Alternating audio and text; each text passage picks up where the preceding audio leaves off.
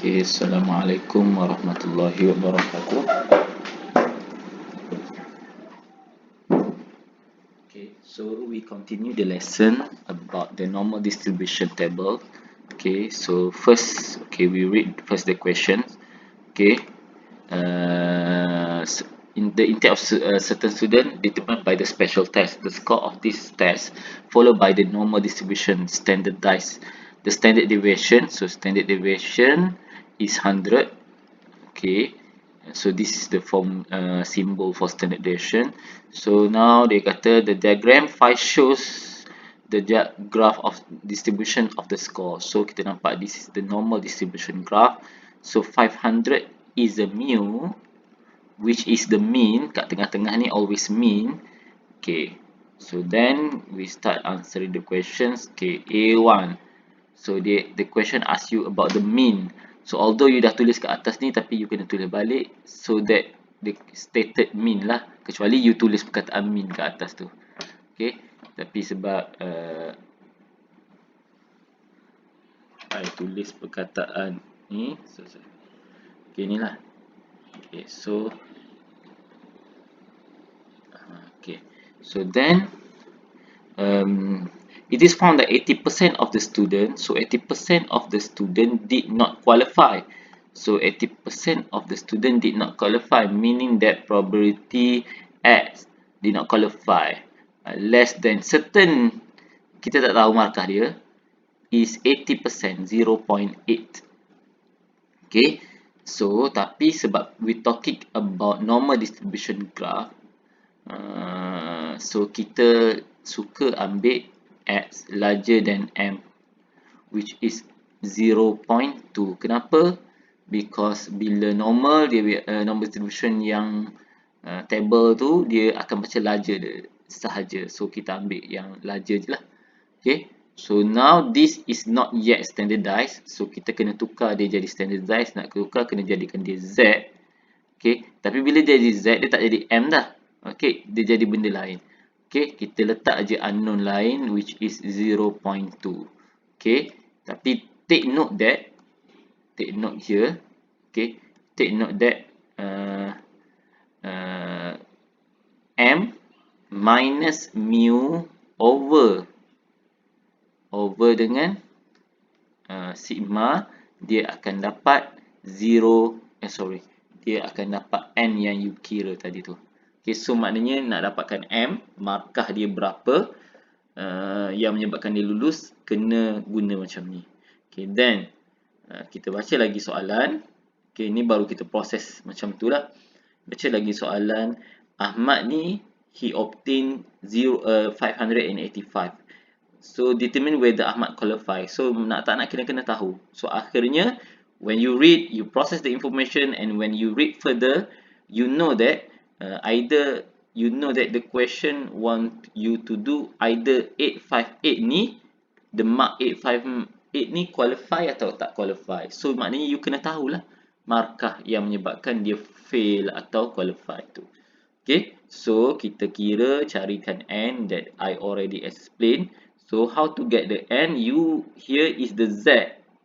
Okay, here is the probability already, and the N is the value of the Z.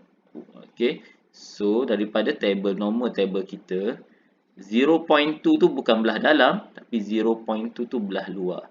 Okay, so 0.2 ni automatic kita ambil bukan daripada 0.2 bukan belah luar, tapi daripada belah dalam. So kita kena carilah 0.2 kat dalam ni.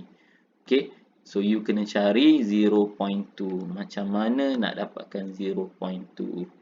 Okay, saya pun dah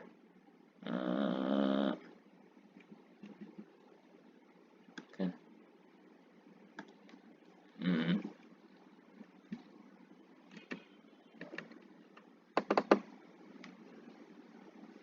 Dah lupa dah.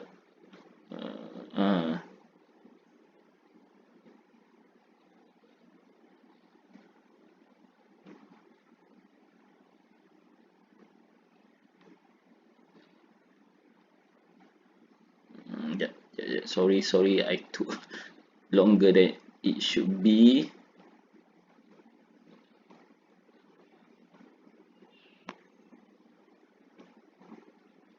Okay.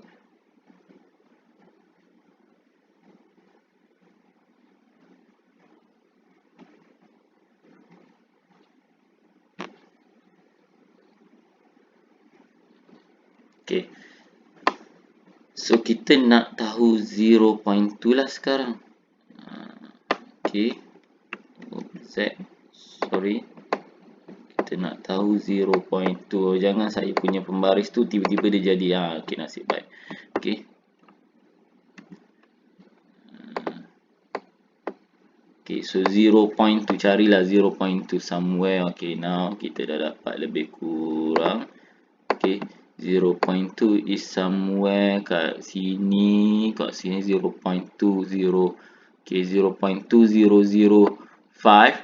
Okay, so 0.2005. Okay, nampak? So kat sini kita dapat 0.2005. Okay, so dia adalah bersamaan dengan 0.8. Tengok ke atas kejap, kecilkan. Okay, so therefore 0.2005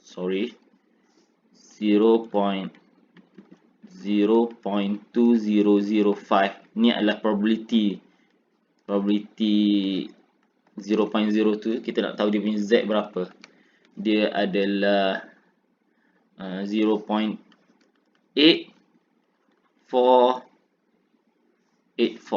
Tapi kita tak nak 5 kat belakang ni. So kalau kita tak nak 5 kat belakang ni, kita tak nak 5, so kita tolaklah dengan 5. Okay, kita tolak dengan 5. Okay, so bila kita tolak dengan 5, you jangan, okay, kita tolak 5 ni, maknanya kita tolak 2. Okay, kalau kita minus 5 kat belakang, okay, minus 5 kat belakang ni, kita kena tambah 2 kat belakang depan ni. So 0.842. 0.842. Faham ke?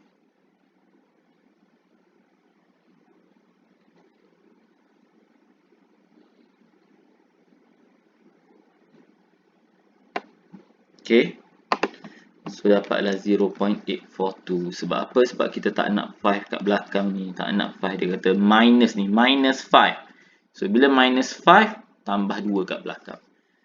Okay, so pergi balik kat soalan tadi. So meaning that, okay, meaning that probability Z larger than 0.842, kita akan dapat 0.2. Okay, so N dia dapat 0.842. So therefore, M minus mu kita adalah 500 bahagi dengan sigma kita 100 equals to 0.842. So you just use your calculator, kira, you akan dapat M equals to 0.842 times 100